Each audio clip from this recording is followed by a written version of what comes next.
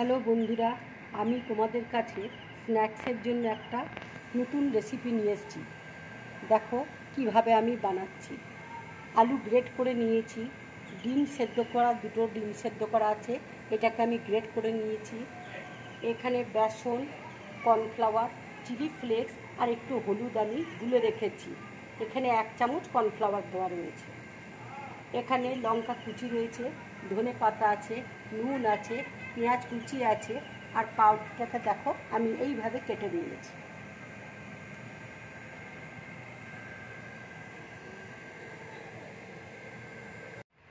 তেল দেখো গরম হয়ে গেছে, এবার আমি পেঁয়াজ কুচিটা দিয়ে দিচ্ছি তেলে।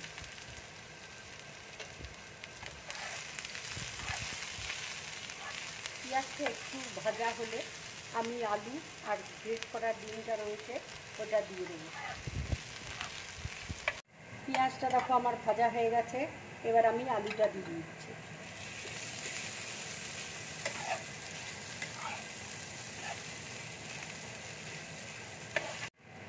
আমি একটুখানি হলুদ দিয়ে দিচ্ছি।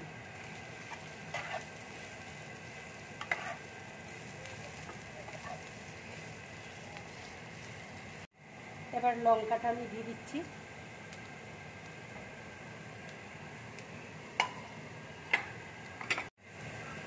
ডিমটা দিয়ে দিচ্ছি।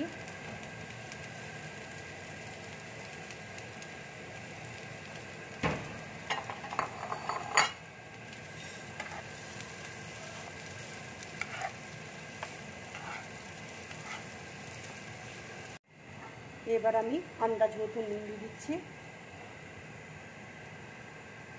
ধনে পাতা দিয়ে দিচ্ছি,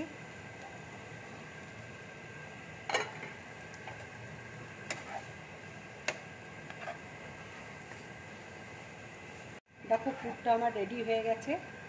এবার আমি গ্যাসটা অফ করে দিচ্ছি, বাটির মধ্যে ঢেলে নিচ্ছি।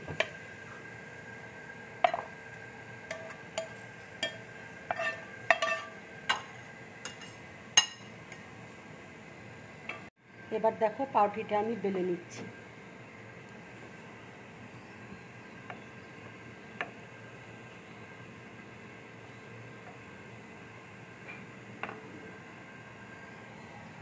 আগে থেকে দেখো আমি পাউরুটিগুলো বেলে রেখেছি, এইভাবে তোমরা পাউরুটিগুলোকে পাতলা করে বেলে নেবে। পুরটা দেখো আমি দিয়ে দিচ্ছি, এইভাবে মুড়িয়ে নেব।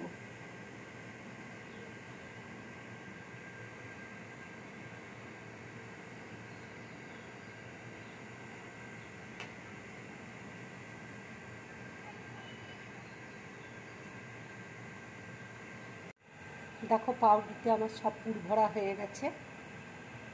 এইভাবে তোমরা পুরগুলো ভরবে। তোমাদের বলতে আমি ভুলে গেছি, আমি এর মধ্যে একটু বেকিং পাউডার দিয়েছি। দেখো আমার ব্যাটারটা গোলা হয়ে গেছে। এবার আমি এই পাউরুটিগুলো ডুবিয়ে তেলের মধ্যে ছেড়ে দেবো।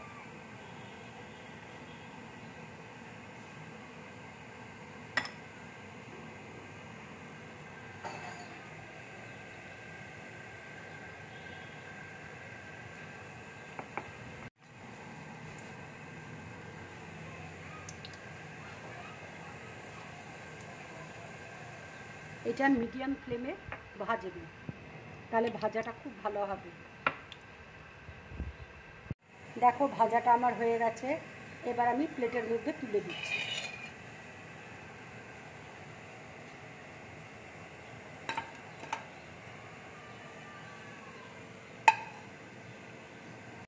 দেখো আমার ভাজাগুলো হয়ে গেছে। এইভাবে তোমরা ভেজে খাবে, খুব ভালো লাগবে খেতে। এটা সসের সাথে খাবে, খুব ভালো লাগবে। যদি আমার এই রেসিপিটা তোমাদের ভালো লাগে তাহলে লাইক করবে, শেয়ার করবে, আর ড্রিম ব্লগ চ্যানেলটাকে সাবস্ক্রাইব করবে। নমস্কার।